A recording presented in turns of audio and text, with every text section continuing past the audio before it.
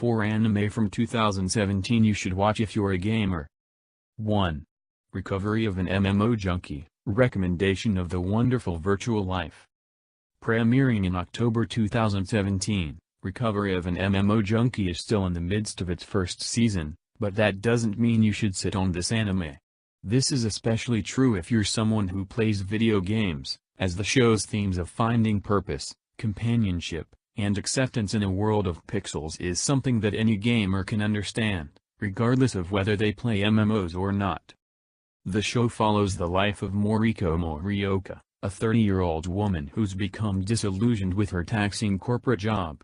She decides to quit and become an elite NEET, a Japanese term for someone who's not in education, employment, or training. She sits in her apartment all day and plays an _spell_merp_ called Fruitstimmer, only leaving to buy beer or food. Rather than create a woman avatar, she decides to create a male character named Hayashi. In-game, Hayashi meets another character named Lily, a high-level player who helps Morioka learn how to play the game. Recovery of an MMO Junkie acknowledges a rather fascinating aspect of the gamer culture. Within a video game, players can reinvent themselves with a new gender, sex, race, height, weight, or personality. It's a bit difficult to explain why someone might want to do this, and how it works, to a person who doesn't play games, but we gamers know that video games are a welcome means of escapism.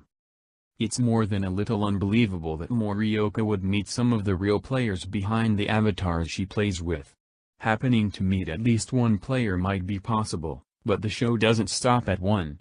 And if the source material is any indication, she's going to randomly run into a few more. However, such a random development doesn't negatively impact the show. At its core, Recovery of an MMO Junkie is about the connections that gamers form as they play online, and how these connections, even though they aren't with real people, are real enough. 2.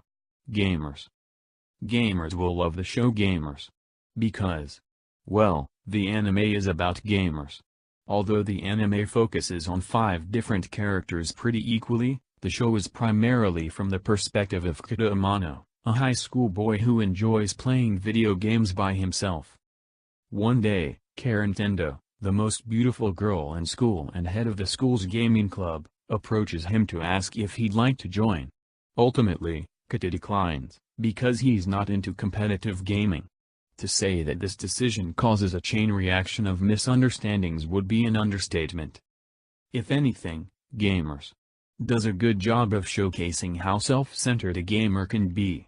When you're focused on something, whether it's a video game or a crush, it's difficult to notice the obvious signs around you. Gamers may not have been my favorite anime of 2017, but it has helped me to stop and self-reflect on my behavior. I think it will do the same for other gamers. 3. New Game. New Game may appear to be just another run-of-the-mill cutesy anime that stars an entirely girl and women cast, but the show is surprisingly both informative and emotional.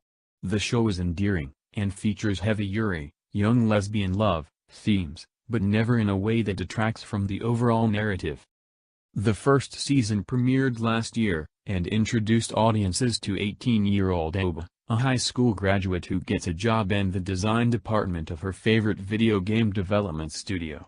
Although mostly a setup for the much more dramatic second season, Season 1 of New Game does a decent job capturing what it's like to start working for a small game developer.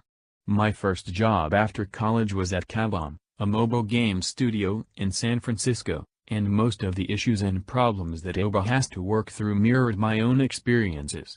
I never caught my boss staying at work late to parade in her underwear though. If New Game is a love letter to developers who have already begun their journey into game design, then New Game is for the gamers who are wondering if they should even try.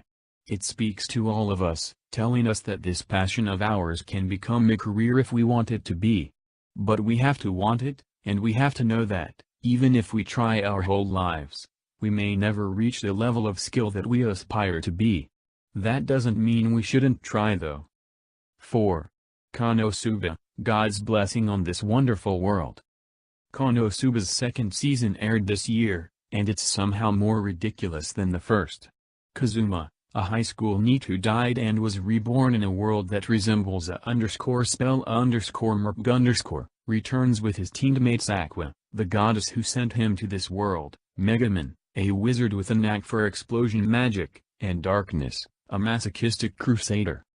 Unlike the other anime on this list, Konosuba is not going to teach a gamer anything about themselves or explore any aspect of the gaming industry.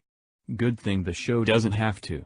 Konosuba is a ridiculous romp of a good time that creatively plays with the notion of game mechanics. Other anime have done this before, like Sword Art Online or Log Horizon, but Konosuba takes gaming tropes to their most ridiculous extremes. Konosuba may be the funniest piece of entertainment, anime or otherwise, I have ever consumed. Most of the laughs play off the audience having prior knowledge of how mercs and certain anime tropes are supposed to work, but even if you've never watched an anime in your life, you'll love Konosuba. You don't even have to watch season 1, though you should. The show is just funny for the sake of being funny. I guarantee you'll laugh, and if you're a gamer, many of those laughs will be from the show's presentation of common video game situations in their most illogical extremes.